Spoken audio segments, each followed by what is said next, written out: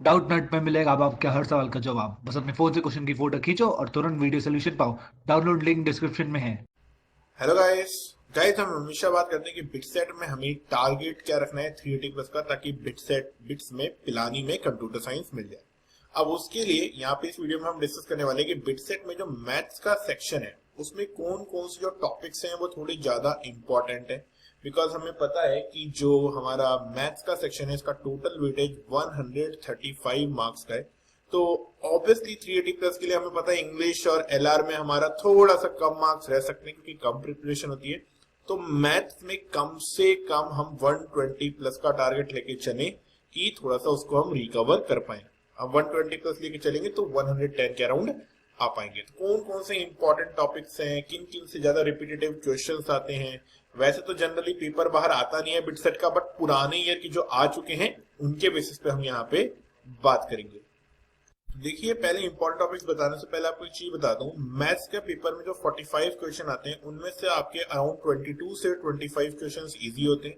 आपके around 15 questions moderate difficulty के होते हैं और हार्डली 5 से 7 क्वेश्चन होते हैं जो मॉडरेट टू डिफिकल्ट डायरेक्शन में होते हैं। डिफिकल्ट भी नहीं, मॉडरेट टू डिफिकल्ट। तो इस तरीके का कुछ रेशियो रहता है। अब यहाँ पे अगर मैं सिर्फ क्लास 12 की बात करूं तो क्लास 12 के जो चैप्टर्स है उनमें पहला चैप्टर जो हमारा रिलेशन एंड फंक्शन, इससे दो टाइप के क्वेश्चन आते हैं। क्या तो रिलेशन इक्विवेलेंस है या फिर कितने हमारे पास में, जैसे अगर कोई दो हमारे पास सेट दे दिया, एक सेट ए दे दिया, एक सेट बी दे दिया, अब बताओ कितने वन वन फंक्शन बनेंगे, कितने ऑन टू बनेंगे, कितने one one and on two बनेंगे, एक क्वेश्चन ये।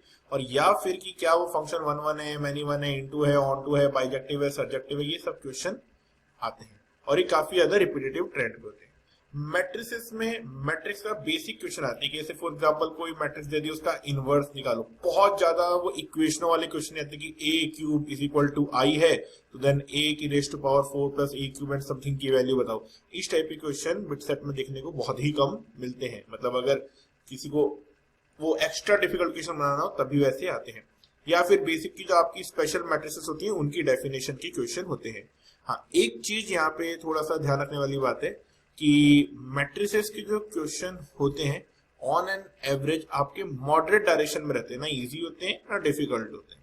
अब डिटर्मिनेंट्स में अगर मैं यहाँ पे बात करूं तो डिटर्मिनेंट में आपके पास में सिर्फ नंबर ऑफ सॉल्यूशन के क्वेश्चन यहाँ सबसे ज्यादा देखे जाते हैं या फिर अननोन फाइंड करने वाले क्वेश्चन आते हैं। जैसे आपको डिटर्मिनेंट के अंदर कोई एक वैल्यू अननोन दे दी है, उसकी वैल्यू डिटरमाइन करो। प्रॉपर्टीज को यूज करके सॉल्व करने या प्रूफ करने वाले जो क्वेश्चन है वो बहुत ही कम देखे जाते हैं। या फिर सिंप्लीफाई करो किसी डिटरमिनेंट को, ये कम ही आते हैं। कॉन्टिन्यूटी और डिफरेंशिएबिलिटी में कोई सा भी एग्जाम हो, चाहे बिट सेट हो, चाहे जेई एडवांस हो, चाहे जेई मेंस हो, हर जगह दो ही टाइप के क्वेश्चन आते हैं। एक कॉन्टिन्यूटी एंड डिफरेंशिएबिलिटी चेक करो, और उसमें भी है ना ऐसा होता है कि जनरली एडवांस में तो ऐसा होता है कि 3-4 पॉइंट पे होते हैं, मेंस और उनमें तो काफी इजी होता है। या फिर कि आपको दे दिया है कि फंक्शन कॉन्टिन्यूअस है, दे दिया है फंक्शन डिफरेंशिएबल है, अब वो ए बी और सी की वैल्यू डिटरमाइन करो या ए बी सी में रिलेशन डिटरमाइन करो। इस टाइप के क्वेश्चन आपके आते हैं।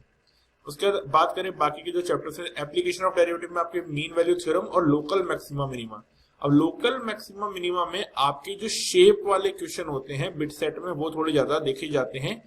या फिर दूसरे जो होते हैं आपके वो एफ ऑफ एक्स वाले टेंजेंट एंड नॉर्मल के क्वेश्चन यहाँ पे बहुत ही कम आते हैं।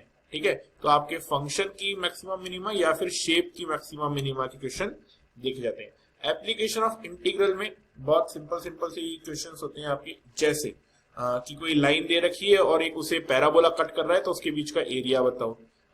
जनरली सर्कल पैराबोला इलिप्स के क्वेश्चन आते हैं। काफी हद तक आपका जो एप्लीकेशन ऑफ इंटीग्रल का एरिया वो सेक्शन है वो जेईई मेंस लेवल का ही होता है, या इवन तो उससे थोड़ा इजी आता है।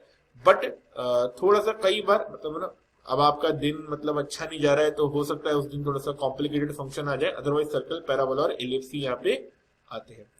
3D की अगर मैं बात करूं तो कोप्लेनरिटी चेक वाले मिरर इमेज की क्वेश्चन आते हैं। जैसे फॉर एग्जांपल अगर आपको एक लाइन दे रखी है और बोला ये एक प्लेन है, तो अब इस प्लेन के अकॉर्डिंग इस लाइन की मिरर इमेज की इक्वेशन क्या होगी, तो वो वाले क्वेश्चन आ जाते हैं। या फिर जैसे फॉर एग्जांपल ये लाइन दे रखी है, ये बोला है कि एक और लाइन है, दोनों एक प्लेन में है, एक पॉइंट दे रखा है, देन उसके रिगार्डिंग कोई अननोन वेरिएबल की वैल्यू डिटरमाइन करने के लिए बोल दिया, तो उस टाइप के क्वेश्चन भी बन जाते हैं। जनरली लिनियर प्रोग्रामिंग से कोई क्वेश्चन आता नहीं। इसके दो रीजन है। इसमें जो एप्टीट्यूड वाला सेक्शन होता है हमारा, उसमें कुछ कुछ क्वेश्चन ऐसे आ जाते हैं जिसमें हमें मैक्सिमम प्रॉफिट, मैक्सिमम लॉस वाले क्वेश्चन करने पड़ते हैं, तो वहां पे एज सच लीनियर प्रोग्रामिंग के क्वेश्चन कम आते हैं। लेकिन स्टिल ऑब्वियसली बिटसेट काफी हद तक बोर्ड्स को सपोर्ट करता है, तो उस केस में मतलब पहले के पेपर्स में नहीं आए थे, अब वाले में शायद आ भी सकते हैं, तो एक बार के लिए जरूर आप लीनियर प्रोग्रामिंग के क्वेश्चन भी करके जाएं। अब प्रोबेबिलिटी में तो मतलब प्रोबेबिलिटी पहले बात तो मैं आपको बताता हूँ एकदम अनप्रेडिक्टेड है, लेकिन दो टाइप के क्वेश्चन है जो सबसे ज्यादा रिपीट होते हैं, वो होते हैं डाइस और कॉइन प्रॉब्लम, आप उन्हें कर सकते हैं। क्लास 11 में अगर मैं बात करूं तो सेट्स के क्वेश्चन जिसमें वेन डायग्राम के क्वेश्चन सबसे ज्यादा, कि लेट्स से कि ए और बी एक काम को करते हैं, बी सी एक को करते हैं, सी एक को करते हैं, ए बी सी तीनों मिलके ये वाले को करते हैं, तो अब बताओ कि टोटल कितने लोग हैं। वो वाले जो क्वेश्चन होते हैं आप वेन डायग्राम से भी कर सकते हो, या फिर अगर आपको फॉर्मूलेज आते हैं, आपको याद है वो सारे सेट्स के फॉर्मूला, तो आप उनसे भी कर सकते हो। क्वाड्रेटिक इक्वेशन में कॉमन रूट के क्वेश्चन और रूट्स किसी एक स्पेसिफिक कंडीशन में लाई कर रहे हैं कि क्वेश्चन सबसे ज्यादा पूछा जाता है।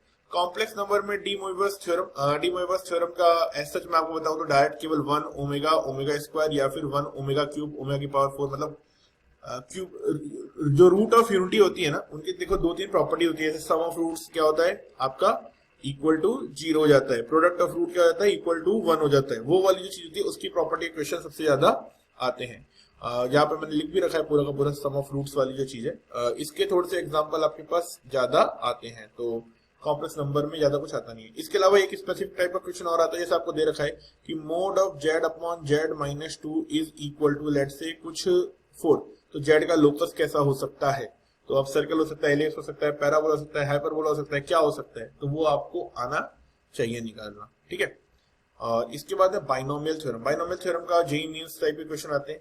एक तो सम ऑफ कोएफिशिएंट्स वाले, कि आपके पास दो एक्सपेंशन दे दिया, एक एक्सपेंशन a प्लस बी की पावर n की फॉर्म में है और एक a माइनस बी की पावर के n की फॉर्म में है, तो बताओ अब ये सम क्या होगा। अगर एक टर्म इरेशनल है तो क्या इरेशनल होगा, इरेशनल होगा, या फिर टोटल नंबर ऑफ टर्म्स इस एक्सपेंशन में कितनी होंगी, या फिर वो वाली टर्म बताओ जब अब ऐसे फॉर एग्जांपल ऐसे कोई क्वेश्चन आपके पास में कि x plus Y square plus Z cube, तो इसमें वो वाली टर्म बताओ जब y की पावर 8 होगी तो उसका कोएफिशिएंट क्या होगा।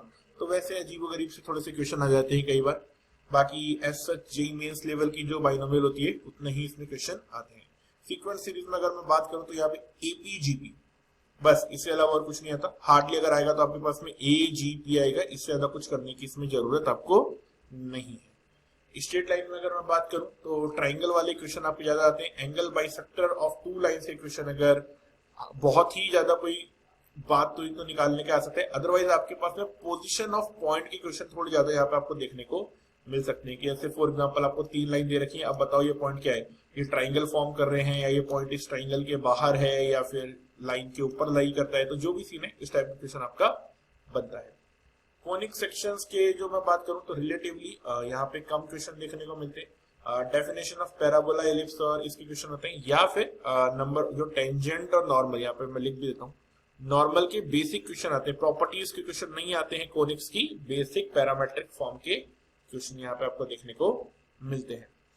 लिमिट्स की अगर हम बात करें यहाँ पे लिमिट्स और डेरिवेटिव में, तो infinite by infinite, 0 by 0, 1 raise to power infinite, infinite raise to power 0, और कुछ इंपॉर्टेंट मेथड जैसे रेशनलाइजेशन की मेथड होती है हमारे पास में, एक्सपेंशन करके जो हमें अननोन वैल्यूज कैलकुलेट करनी होती है वो वाले क्वेश्चन, ये थोड़े से ज्यादा यहाँ पे आते हैं। मैथमेटिकल रीजनिंग से थोड़े से आपको वो साइन वाले क्वेश्चन आते हैं, तो आपने जैसे जेईई मेन में किए होंगे वैसे क्वेश्चन आपको यहाँ भी देखने को मिल सकते हैं, बट थोड़ा सा स्टैंडर्ड उससे कम ही होगा जेईई मेंस के क्वेश्चन से। स्टैटिस्टिक्स के मैं आपको बताता हूँ, कम से कम आप 2 से 3 क्वेश्चन एक्सपेक्ट करके जाइएगा बिटसेट के पेपर में, इतने पिछले कुछ सालों से आ रहे हैं, तो काफी अच्छा वेटेज रहता है स्टैटिस्टिक्स का, इजी भी होता है, तो आप इसे जल्दी स्कोर कर सकते हैं, ठीक है। तो ये मेरे अकॉर्डिंगली कुछ इंपॉर्टेंट टॉपिक्स थे जो मुझे लगा था मुझे आपको बताना चाहिए। बाकी होपफुली आप लोगों की प्रिपरेशन अभी 20 दिन के करीबन और बचे हुए, तो आप एकदम तोड़ के पढ़ेंगे, अच्छे से पढ़ेंगे। चलो गुड लक। बाकी और भी कोई हेल्प चाहिए तो आप मुझे कमेंट सेक्शन में बताना। बाकी सबसे अच्छा तरीका हमेशा अपने मार्क्स को बिटसेट के लिए इंप्रूव करने का होता है मॉक टेस्ट। तो हम अपनी तरफ से हर रोज हर अल्टरनेट डे पे आपके मॉक टेस्ट कंडक्ट करा रहे हैं, जिसमें मैथ्स, फिजिक्स, केमिस्ट्री, आपका इंग्लिश, लॉजिकल रीजनिंग सब कुछ है, तो आप उन्हें भी अटेम्प्ट करिए। डेली केवल 3 घंटे, 2 दिन में 3 घंटे देने की बात है, तो आपका उससे बहुत ज्यादा बेनिफिट होगा। फ्री पीडीएफ डाउनलोड करने के लिए डाउटनेट ऐप इंस्टॉल करें और फिर अपनी प्रोफाइल पर क्लिक करके डाउनलोड एंड शेयर पर जाएं और मनचाही पीडीएफ डाउनलोड करें।